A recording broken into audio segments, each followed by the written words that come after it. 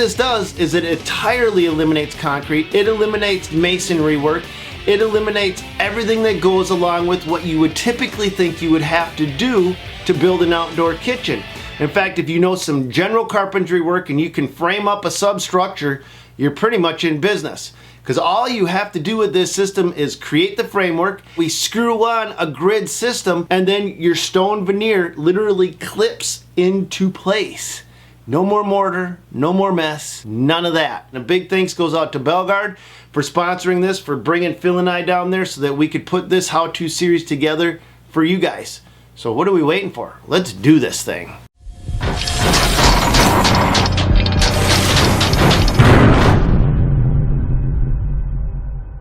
Alright, so Tim and I are going to be starting the Tandem Modular system.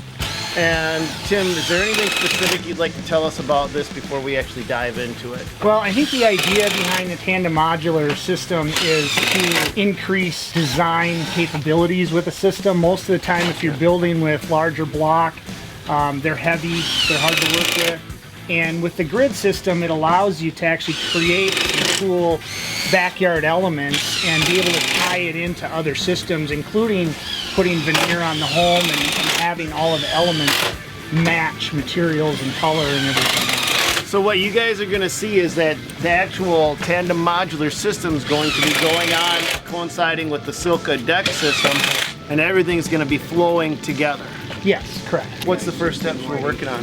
Well, for what we're building in the bar island and the grill area, we're going to frame up basically a wood structure, something for the grid to hang on.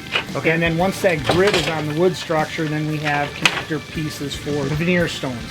So what you guys are going to see is we're actually going to be building a bar here with a grill and everything else that goes on as part of this system. So that's why the concrete footing is in place, is because there's more than just the Tandem Modular system going on for the deck. It's just your typical concrete pour.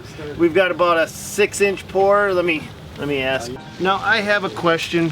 When we did this same system, we didn't use concrete, we used compacted stone, but that was actually resting on it. Is this going to actually float over the top of this base material, just the veneer system? I mean, could it, in theory, could it just hang off from the deck framing and never even touch the ground? Is that right or wrong? It's sort of right and sort of wrong. As it hangs off the deck, it is advisable to have some sort of angle iron or something to rest on. The grid itself is not designed to take the weight of all the veneer. Okay. So if we were going to just hang off of the deck itself, we would have wanted to put in maybe a large angle iron that we would bolt onto the footing, and then the veneer can rest on the deck. Okay, so the ground actually takes the weight of the veneer. Yes. It's not just resting solely on the deck. Exactly. So in our case, it's going to rest on the concrete that we have below it. If we were going to veneer a home with it, we'd put some sort of brick ledge on it, just like we would with brick or stone or anything else. All right, and the reason I want to point that out is because as you guys see this getting installed, what you're going to see is we're going to have a framework, then we're going to have a metal frame. I know some of you guys may be thinking, oh, it just hangs off the deck. But it actually doesn't. It's actually attached to the deck. The weight of the system is resting on the ground beneath it. Yes. All right, we'll start installing stuff. Okay.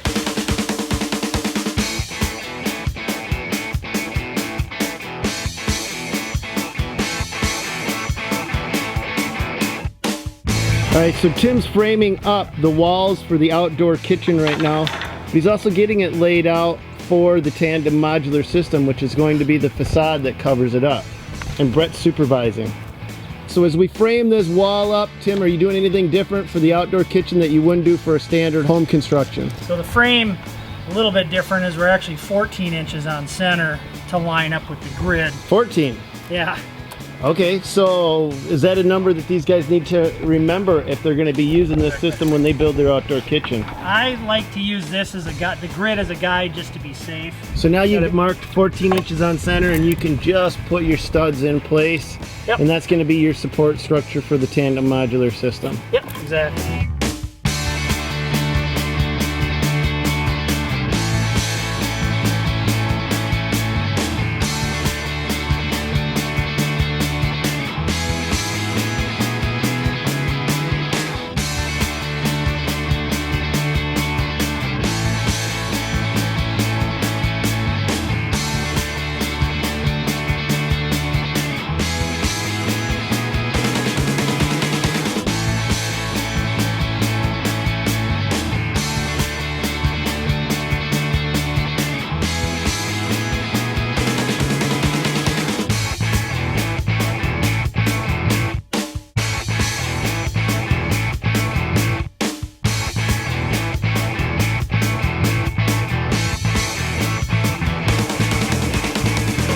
So we're building the framing for the outdoor kitchen using Canadian measurements, but it's still working.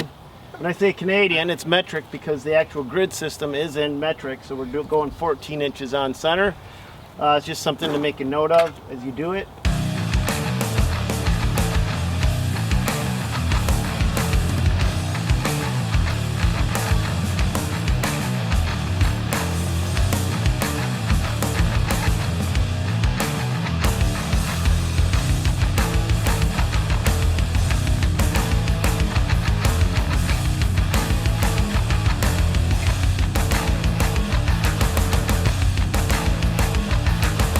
So while now this is going to be the flower box as part of the outdoor kitchen.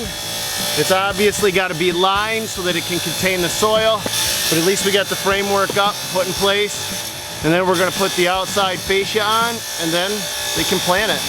We're actually putting the dimensions together for the actual countertop for the bar area. We've got 10-foot dimensional lumber, but we've got a 153-inch gap. We're going to create one section 10-foot long so we can utilize the full length of the lumber and then create a smaller section, toenail them together, and that way we're going to then cover everything up with the Tandem Modular system.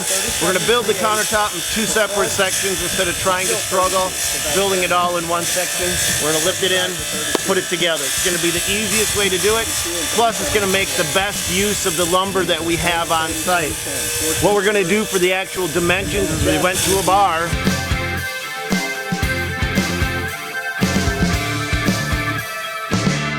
And we measured the bar countertop. We also measured how far over the bar stuck from where you're sitting. And we're going to use the typical dimensions that you'd find in any bar. Next step in the build process is to actually attach the grid to the framework, and then the modular system will actually hang off from the grid. Now you'll see that this grid is bigger than what we need, and that's not going to be a problem. We're going to cut it. If you guys have to cut it, you always put the cut side up. You want the solid side down. Another thing that I want to point out when you're hanging the grid, you've got to have it as tight to the framework as possible.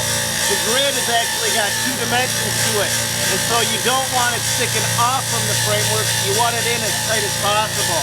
The grid work comes with a clipping system, and you want to have 10 clips per grid. It's as easy as that. Now, one of the things to remember when you're installing the grid system is just like hanging sheetrock. You want the end of the grid to always line up on a stud so you've got a solid connection. Let me show you something that's wrong with this situation. You can't have it dangling in the air. You don't have any support behind it. So in this case, we're going to move this one over just one notch so that we can always end on a stud. We'll stub this part in, but that'll give us full sheets for the majority of this build. Guys, I don't probably have to point this out to everybody, but some of you might be interested to know that we don't have to do a stone veneer on the inside because, of course, you're not going to see it. So we'll just be putting the veneer on the complete outside of this project build. Some of you are probably going, duh, but some of you may be new to this. Now these use a square bit head. They don't use a torque head, Phillips head. This is your typical square bit head. And they come with the system. So we split the gap. This gives us space that we can put the next mesh system in. And Phil's phone is going off. You got multiple orientations of the grid. The most important thing you can do is to make sure that you understand that the grid has to be tight right here. I want you to take a look at this. This is right.